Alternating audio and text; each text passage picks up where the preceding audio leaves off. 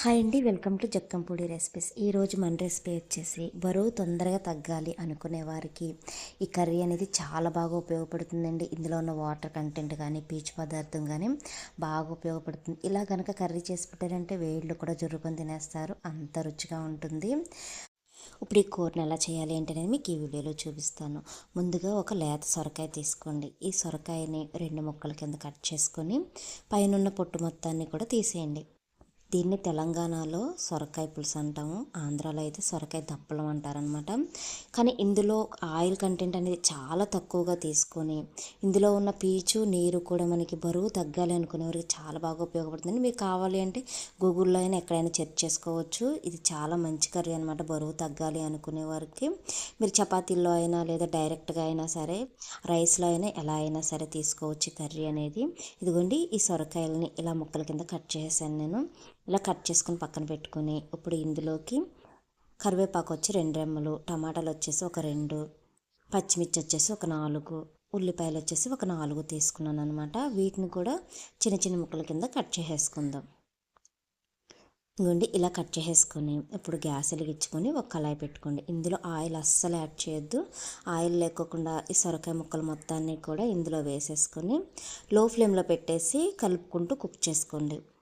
1-2 నిమిషాలకు ఒకసారి మీరు కలుపుకుంటూ కుక్ చేసుకున్నారంటే ఇందులో ఉన్న వాటర్ కంటెంట్ వల్ల మనకి ఈ ముక్కలు మొత్తం కూడా చక్కగా ఉడికిపోతాయి.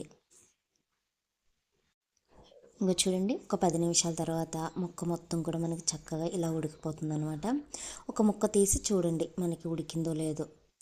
ఇదిగోండి, ఇలా ఒక ముక్క తీసి మనం ఏళ్లతో ఇలా అంటే చాలా చక్కగా మెత్తగా కుక్ అయిపోయింది, చూసారా? ఇలా కుక్ అయిపోయిన తర్వాత ఇప్పుడు మనం ఉల్లిపాయలు, పచ్చిమిర్చి, టమాటాలు ఈ 3 కట్ చేసి పెట్టుకున్నాం కదా, వీటిని కూడా ఇందులో వేసేయండి. ఆయిల్ అస్సలు వేయకోకుండా ఈ మూడింటిని కూడా ఈ వాటర్తోనే ఉడికించేసుకోండి. ఒకసారి కలిపేసి మూత పెట్టేసి లో ఫ్లేమ్లో పెట్టి నిమిషానికి ఒకసారి కలుపుకుంటూ కుక్ చేసుకోండి. మనకి ఉల్లిపాయ, పచ్చిమిర్చి కూడా మెత్తగా ఉడికిపోవాలి. ఇప్పుడు మరలా ఒకసారి మూత తెచ్చి చూద్దాం. చూడండి, మనకి ఉల్లిపాయలు, పచ్చిమిర్చి, టమాటాలు కూడా మగ్గిపోయినాయి కదా. ఒకసారి ఇలా కలిపేసుకొని ఇందులో రుచికి సరిపడా సాల్ట్ అనేది ఎంత పడుతుందో చూసి యాడ్ చేసుకుందాం. నేనైతే 2 టీ స్పూన్ల వరకు వేసుకున్నాను. మీ దగ్గర గల్లులుప్పు ఉంటే గల్లులుప్పు అయినా వేసుకోవచ్చు. అలాగే కారం వచ్చేసి ఒక 2 టీ స్పూన్ల వరకు వేసుకోండి. నేను చిన్న టీ స్పూన్తో కాబట్టి 2 టీ స్పూన్లు వేసుకున్నాను. పసుపు వచ్చేసి 1/2 టీ స్పూను. ఎప్పుడైనా పులుసు కూరలకి రుచి అనేది ఎక్కువగా రావాలి అంటే మెంతిపిండి వచ్చేసి 1 టీ స్పూన్ వరకు వేసుకొని ఇలా బాగా కలిపేసుకోండి.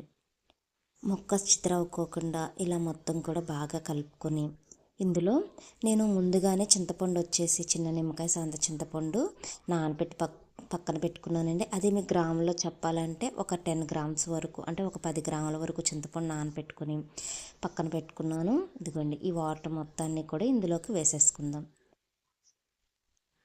మనకి ముక్క ములిగే వరకు కూడా ఈ చింతపండు పులుసు అనేది పోసుకుంటే సరిపోతుంది. ఇలా పోసేసి గరిటె పెట్టి బాగా కలిపేయండి. ఇలా కలిపేసి ఇప్పుడు మూత పెట్టేసి ఈ పులుసు సగం వరకు కుక్ అయిపోయేదాకా, అంటే ఉడికిపోయేదాకా మగ్గించుకుందాము. అలాగే ఇందులో బెల్లం గడ్డ వచ్చేసి చిన్న బెల్లం గడ్డ అనేది యాడ్ చేసుకోండి. ఇలా యాడ్ చేసుకుని ఒకసారి కలిపేసుకొని మూత పెట్టేసి హై ఫ్లేమ్లో కుక్ చేసేయండి. ఒక 3 నిమిషాలు 4 నిమిషాలు కుక్ చేశారంటే మనకి పులుసు మొత్తం కూడా ఎగిరిపోతుంది అనమాట. అప్పుడు మనం మూత తెచ్చి చూసుకుందాం. చూడండి, 2 నిమిషాల తర్వాత మనకి పులుసు సగం వరకు ఇలా అయింది కదా. పులుసు మొత్తం ఇంకిపోకూడదండి. ఇంకోండి, మనకు పులుసు అనేది ఇలా సగం వరకు అయితే సరిపోతుంది. ఇప్పుడు మనం పోపు అనేది ప్రిపేర్ చేసుకుందాం. ఒక కళాయి పెట్టుకొని ఒకే 1 టీ స్పూన్ ఆయిల్ వేసుకొని, మనం హెల్తీగా చేస్తున్నాం కాబట్టి నేను ఆయిల్ కూడా 1 టీ స్పూన్ వేసుకున్నానండి. ఇందులో పోపు దినుసులు వచ్చేసి 2 టీ స్పూన్లు, ఎండుమిర్చి ఒక 4 కట్ చేసి వేసుకోండి. జీలకర్ర వచ్చి ఒక 2 టీ స్పూన్లు వేసుకొని ఈ పోపుని కొంచెం దోరగా వేయించుకోండి. ఈ పోపు కొంచెం వేగిన తర్వాత ఒక 2 రెమ్మల వరకు కరివేపాకు తీసుకొని తుంచి ఇందులో వేసేసుకోండి. ఈ కరివేపాకులో ఉన్న చిటపట్లు ఆగిపోయే వరకు కూడా ఇలా కలుపుకుంటూ ఫ్రై చేసుకోండి. ఇందులోనే ఇంగువ వచ్చేసి ఒక 1/2 టీ స్పూన్ వరకు వేసుకొని ఈ పోపు మొత్తాన్ని కూడా బాగా ఫ్రై అవనివ్వండి. పోపు అనేది మనకి ఇలా కొంచెం ఫ్రై అయిన తర్వాత ఈ పోపుని దింపుకొని ముందుగా మనం సొరకాయ దప్పలం చేసి పెట్టుకున్నాం కదా, ఈ సొరకాయ దప్పలం పైన ఈ పోపు మొత్తాన్ని కూడా యాడ్ చేసేయండి. ఇలా వేసేయండి. ఇలా వేసేసి మొత్తం కూడా బాగా కలిపేసుకుందాం. అంతేనండి, చాలా ఈజీగా మనకి సొరకాయ దప్పలం అనేది రెడీ అయిపోయింది. దీన్ని తెలంగాణలో సొరకాయ పులుసు అని కూడా అంటారు.